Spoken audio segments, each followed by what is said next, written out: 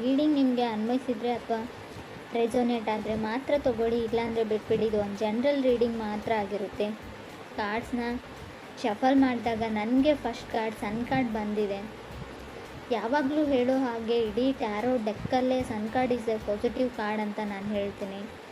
Sun card ಒಂದು ಖುಷಿ, ಸಂತೋಷನ, ಹ್ಯಾಪಿನೆಸ್ನ, ಜಾಯ್ಫುಲ್ನೆಸ್ನ represent ಮಾಡುತ್ತೆ.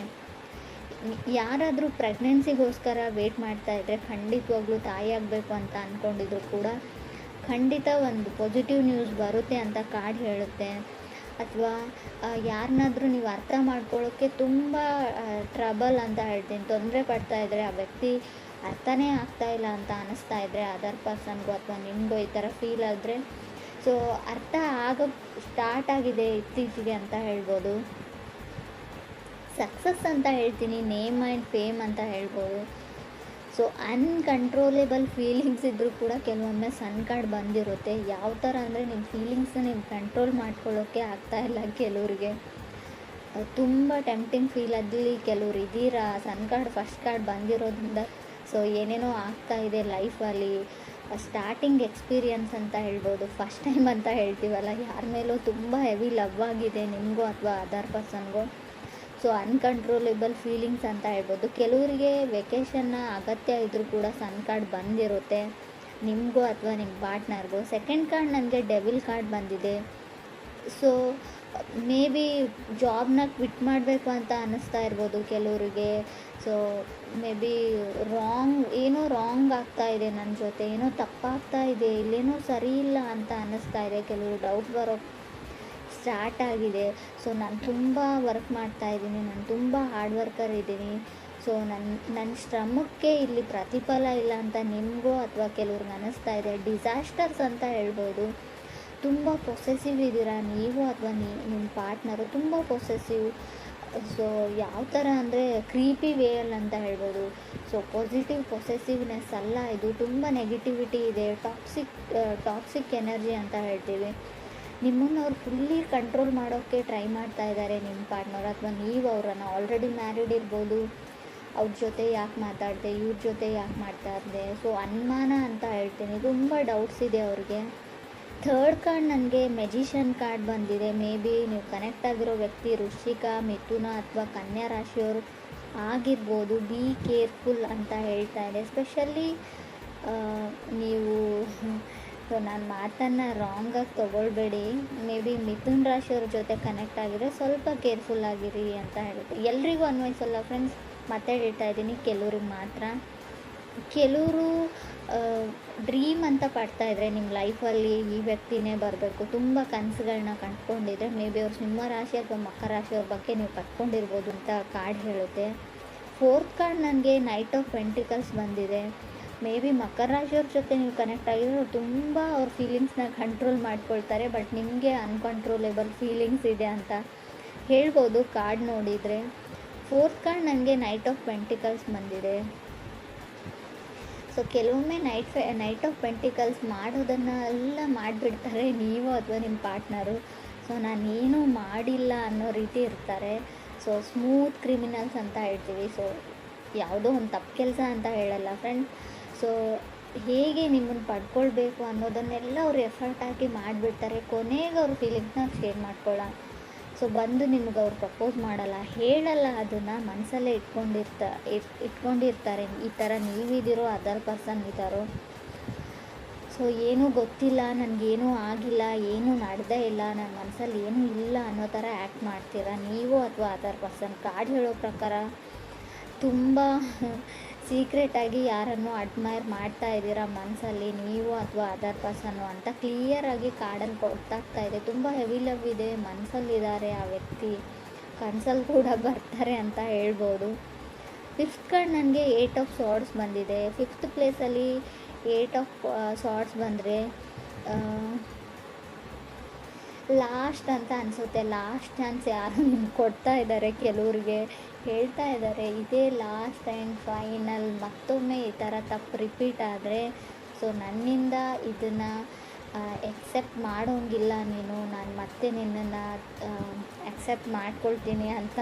ಸೊ ಆ ಥರ ಯಾರೋ ನಿಮ್ಗೆ ಸರಿಯಾಗಿ ಆವಾಜ್ ಆಗ್ತಾ ಇದ್ದಾರೆ ಅಂತ ಕೂಡ ಹಾಕಿದ್ದಾರೆ ಆಲ್ರೆಡಿ ಅಂತ ಕೂಡ ಕಾರ್ಡ್ ಹೇಳ್ತಾ ಇದೆ. ಸಿಕ್ಸ್ ಕಾರ್ಡ್ ನನಗೆ 10 ಆಫ್ ವಾಂಡ್ಸ್ ಬಂದಿದೆ. ಕೆಲವ್ರಿಗೆ ಒನ್ ಸೈಡ್ ರಿಲೇಷನ್ಶಿಪ್ ಅಂತ ಹೇಳ್ತೀನಿ. ಸಾರಿ ಫ್ರೆಂಡ್ಸ್, ಕೆಲವ್ರದ್ದು ಯಾಕೋ ಒಬ್ಬರ ಕಡೆಯಿಂದ ಇಂಟ್ರೆಸ್ಟ್ ಇಲ್ಲ, ಇನ್ನೊಬ್ಬರ ಕಡೆ ತುಂಬ ಇಂಟ್ರೆಸ್ಟ್ ಇದೆ. So no is no, yes is yes ಅಂತ ಹೇಳ್ತೀವಿ. ಸೊ ತುಂಬ ಕೆಲವ್ರಿಗೆ ಯಾವ ಥರ ಅಂದರೆ, ಒಬ್ಬರು ನೋ ಅಂತ ಹೇಳಿದರೆ ಅದನ್ನು ನೋವಾಗಿ ತೊಗೊಳ್ಳೋದಿಲ್ಲ. ಸೊ ಅವ್ರಿಗೆ ಇಷ್ಟ ಇಲ್ಲ ಅಂದರೆ ಅವ್ರ ಪಾಡಿಗೆ ಅವ್ರನ್ನ ಬಿಟ್ಬಿಡಿ, ಬ್ರೇಕಪ್ ಮಾಡ್ಕೊಳ್ಳಿ, ಮದುವೆ ಆಗಿದ್ದರೂ ಕೂಡ ಡಿವೋರ್ಸ್ ತೊಗೊಳ್ಳಿ ಅಂತ ಹೇಳ್ತೀನಿ. ಕೆಲವೊಮ್ಮೆ ತುಂಬ ಕ್ರೀಪಿ ಅಂತ ಆವಾಗಲೇ ಹೇಳಿದೆ, ತುಂಬ ಡೌಟ್ಸು ನಿಮ್ಮ ಮೇಲೆ, ಯಾವಾಗಲೂ ಅನುಮಾನ, ಯಾವಾಗಲೂ ಹರ್ಟ್ ಮಾಡ್ತಾರೆ. ಟಾಕ್ಸಿಕ್ ರಿಲೇಷನ್ಶಿಪ್ ಇದ್ದರೆ ಅದರಿಂದ ಹೊರಗಡೆ ಹೋಗಿ, ನೀವು ಅಥವಾ other person.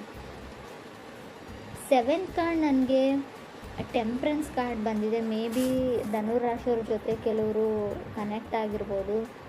So hold on ಅಂತ ಹೇಳ್ತೀನಿ, ಅವ್ರನ್ನ ಅವ್ರ ಪಾಡಿಗೆ ಬಿಟ್ಬಿಡಿ ಅಂತ ಕಾರ್ಡ್ ಹೇಳ್ತಾ ಇದೆ. ಯಾಕೋ ಗೊತ್ತಿಲ್ಲ ನನಗೆ. ಸೊ ಬ್ಯಾಲೆನ್ಸ್ ಕಮ್ಮಿ ಇದೆ. ಸೊ ನಿಮ್ಗೆ ಖಂಡಿತ ಅನಿಸುತ್ತಾ, ಬ್ರೇಕಪ್ ಆಗಿದೆ, ಆಲ್ರೆಡಿ ದೂರ ಆಗಿದ್ದೀರಾ ನೀವು, ಮತ್ತೆ ಆ ವ್ಯಕ್ತಿ ಬೇಕು ಅಂತ ನಿಮ್ಗೆ ಅನ್ನಿಸ್ತಾ ಇದೆ, ನಿಜವಾಗ್ಲೂ ನಿಮಗೆ ಮನಸ್ಸಿಂದ ಬರ್ತಾ ಇದೆಯಾ ಆ ಮಾತು ಅಂತ ಇನ್ನೊಂದು ಸರ್ತಿ ಯೋಚನೆ ಮಾಡಿ ಅಂತ ಕಾರ್ಡ್ ಹೇಳುತ್ತೆ. 8th ಕಾರ್ಡ್ ನನಗೆ ಎಂಪ್ರರ್ ಬಂದಿದೆ. 9th ಕಾರ್ಡ್ ನನಗೆ 8 ಆಫ್ ವಾಂಡ್ಸ್ ಬಂದಿದೆ. ಮೇ ಬಿ ಕೆಲವರು ಮೀನ ರಾಶಿಯವ್ರ ಜೊತೆ ಕೂಡ ಕನೆಕ್ಟ್ ಆಗಿರ್ಬೋದು. ಕಾರ್ಡ್ ಹೇಳೋ ಪ್ರಕಾರ ನಿಮ್ಮನ್ನು ಯಾರೋ ಇಗ್ನೋರ್ ಮಾಡ್ತಾ ಇದ್ದಾರೆ, ಅಥವಾ ನೀವು ಯಾರನ್ನೋ ಇಗ್ನೋರ್ ಮಾಡ್ತಾ ಇದ್ದೀರ. ಆಲ್ರೆಡಿ ನಾನು ಹೇಳಿದ್ದೀನಿ. ಸೊ ಯಾರಿಗಾದ್ರೂ ನೀವು ಪ್ರಪೋಸ್ ಮಾಡಿದರೆ, ಅವರು ನಿಮ್ಗೆ ಹೇಳಿದರೆ, ರಿಜೆಕ್ಟ್ ಮಾಡಿದರೆ, ನೋವು ಅಂತ ಹೇಳಿದರೆ ಅದನ್ನು ನೋವಾಗಿ ತೊಗೊಳ್ಳಿ, ಅದರಲ್ಲಿ ಏನೂ ತೊಂದರೆ ಇಲ್ಲ.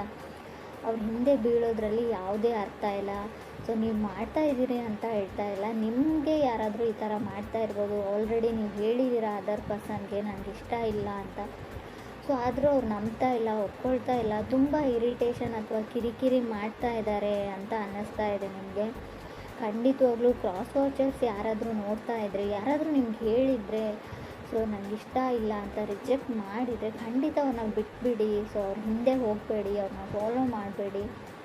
ಸೊ ತುಂಬ ಕ್ರೀಪಿ ಥಿಂಕ್ ಇದು, ಮಾಡೋದು ಒಳ್ಳೆಯದಲ್ಲ ಅಂತ ಹೇಳ್ತಾ ಇದೆ ಕಾರ್ಡು. ಮೇ ಬಿ ನೀವೇ ತೊಂದರೆಯಲ್ಲಿ, ಫ್ಯೂಚರಲ್ಲಿ ನಿಮಗೆ ತೊಂದರೆ ಆಗಬಹುದು. 10th ಕಾರ್ಡ್ ನನಗೆ 6 ಆಫ್ ಸಾರ್ಡ್ಸ್ ಬಂದಿದೆ. ಕೆಲವೊಮ್ಮೆ 6 ಆಫ್ ಸಾರ್ಡ್ಸ್ 10th ಪ್ಲೇಸಲ್ಲಿ ಬಂದರೆ ಖಂಡಿತವಾಗ್ಲೂ ನಿಮ್ಗೆ ಅನ್ಸೋಕ್ಕೆ ಸ್ಟಾರ್ಟ್ ಆಗುತ್ತೆ, ಎಲ್ಲರೂ ನನ್ನನ್ನು ಇಗ್ನೋರ್ ಮಾಡ್ತಾ ಇದ್ದಾರೆ, ಯಾರೂ ನನ್ನನ್ನು ಕೇರ್ ಮಾಡ್ತಾ ಇಲ್ಲ ಅಂತ. ನಿಮಗೋ ಅಥವಾ ಅದರ್ ಪರ್ಸನ್ಗೋ, ಅಥವಾ ಅವ್ರು ನಾನು ಇಷ್ಟ ಆದರೂ ಕೂಡ ಇಗ್ನೋರ್ ಮಾಡೋ ರೀತಿ ಆ್ಯಕ್ಟ್ ಮಾಡ್ತಾ ಇದ್ದಾರೆ ಅಂತ ಅನ್ನಿಸ್ಬೋದು. ಬಟ್ ಆ ಥರ ಎಲ್ಲ, ನಿಜವಾಗ್ಲೂ ಅವ್ರಿಗೆ ನೀವು ಇಷ್ಟ ಇಲ್ಲ, ಅವ್ರನ್ನ ಅವ್ರ ಪಾಡಿಗೆ ಬಿಟ್ಬಿಡಿ ಅಂತ ಕಾರ್ಡ್ ಹೇಳ್ತಾ ಇದೆ. ಕೆಲವ್ರಿಗೆ ಫ್ರೆಂಡ್ಸ್, ಎಲ್ರಿಗೂ ಅಲ್ಲ. So summon is coming back ಅಂತ ಹೇಳ್ತೀನಿ. ಶೋರಾಗಿ ಹೇಳೋದಾದರೆ, ಸೊ ಯಾರೋ ನಿಮ್ಮ ಎಕ್ಸು ನಿಮ್ಮ ಲೈಫಲ್ಲಿ ಮತ್ತೆ ಬರೋಕ್ಕೆ ತುಂಬ ಟ್ರೈ ಮಾಡ್ತಾ ಇದ್ದಾರೆ. ಕೆಲವೊಮ್ಮೆ 2nd ಪ್ಲೇಸಲ್ಲಿ ಡೆವಿಲ್ ಕಾರ್ಡ್ ಇರೋದ್ರಿಂದ ಕೆಲವರು ರಿಲೇಷನ್ಶಿಪ್ ಹಾಳಾಗೋಗಿದೆ. ಆಲ್ರೆಡಿ ನಿಮ್ಮ ಮದುವೆ ಆಗಿರ್ಬೋದು, ಡಿವೋರ್ಸ್ ತೊಗೊಳ್ಳೋದೇ ಒಳ್ಳೆಯದು ಅಂತ ನಾನು ಹೇಳ್ತಾ ಇದ್ದೀನಿ. ಯಾಕಂದರೆ ತುಂಬ ಟಾಕ್ಸಿಕ್ ಇದೆ ನಿಮ್ಮ ರಿಲೇಷನ್ಶಿಪ್ಪಲ್ಲಿ.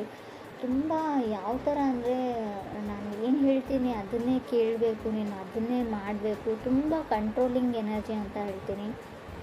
ಕೆಲವೊಮ್ಮೆ ಇದು ಸರಿಯಲ್ಲ ಅಂತ ಕೂಡ ಅನಿಸುತ್ತೆ ನನಗೆ. ಸೊ ಯಾರಿಗೂ ಆದರೂ ಅವ್ರಿಗೋಸ್ಕರ ಪರ್ಸ್ನಲ್ ಸ್ಪೇಸ್ ಅಂತ ಬಿಡಬೇಕು. ಸೊ ಅವ್ರ ಪಾಡಿಗೆ ಅವ್ರು ಏನು ಮಾಡ್ತಾರೋ ಮಾಡಲಿ. ಸೊ ಅವ್ರ ಲೈಫಲ್ಲಿ ಕೂಡ ತುಂಬ ಎಲ್ಲನೂ ನಾನು ಹೇಳೇ ಮಾಡಬೇಕು, ನನಗೆ ಯಾವ ಥರ ಹೇಳ್ತೀನಿ ಅದೇ ಥರನೇ ಇರಬೇಕು ಅನ್ನೋದು ಕಂಟ್ರೋಲಿಂಗ್ ಎನರ್ಜಿ ಇದೆ. ಡಾಮಿನೇಟಿಂಗ್ ಅಂತ ಹೇಳ್ಬೋದು. ತುಂಬ ಯಾವ ಲೆವೆಲ್ಗೆ ಅಂದರೆ ನೆಗೆಟಿವ್ ಡಾಮಿನೇಷನ್ ಇದೆ ಇಲ್ಲಿ. ಸೊ ನಿಮ್ಗೆ ಇಷ್ಟ ಇದ್ದರೆ ಆ ರಿಲೇಷನ್ಶಿಪ್ಪಲ್ಲಿ ಇರಿ. ಸೊ ಇಲ್ಲ ಅಂದರೆ ಖಂಡಿತ ಅದರಿಂದ ಹೊರಗಡೆ ಹೋಗಿ. ಕೆಲವೊಮ್ಮೆ ನಾವೆಲ್ಲನೂ ತಾಳ್ಮೆಯಿಂದ, ಪೇಷನ್ಸಿಂದ ಆಗೋದನ್ನೆಲ್ಲ ತಾಳ್ಮೆಯಿಂದ ತಾಳ್ತೀನಿ, ಸೊ ಅಡ್ಜಸ್ಟ್ ಆಗ್ತೀನಿ ಅನ್ನೋದು ಒಳ್ಳೆಯದಲ್ಲ. ಕೆಲವೊಮ್ಮೆ ಯೂನಿವರ್ಸ್ ಕ್ಲೂನ ಕೊಡುತ್ತೆ, ಏನೋ ಮುಂದೆ ಆಗೋ ಅನಾಹುತಕ್ಕೋಸ್ಕರ. ಸೊ ಯಾರಿಂದನೂ ಏನಾದರೂ ಹೇಳಿಸ್ತಾ ಇರುತ್ತೆ, ಅದನ್ನು ನೀವು ಗಮನ ಕೊಟ್ಟು ಕೇಳಿ. ಸೊ ತುಂಬ ದೊಡ್ಡ ಮಟ್ಟದ ಹಾನಿ ಆಗೋಕ್ಕಿಂತ ಮುಂಚೆನೇ ಅಲ್ಲಿಂದ ಹೊರಗಡೆ ಹೋಗೋದು ಒಳ್ಳೆಯದು. ನಿಮ್ಗೆ ಡೌಟ್ಸ್ ಬಂದರೆ, ಏನೂ ಸರಿ ಇಲ್ಲ ಅಂತ ಅನಿಸಿದರೆ, ನಾನು ಆಗಲೇ ಹೇಳಿದೆ, ಕೆಲಸ ಮಾಡೋ ಜಾಗದಲ್ಲಿ ಕೂಡ ನಿಮ್ಗೆ ಅನ್ನಿಸ್ಬೋದು ಇದು. ಸೊ ಯೋಚನೆ ಮಾಡಿ.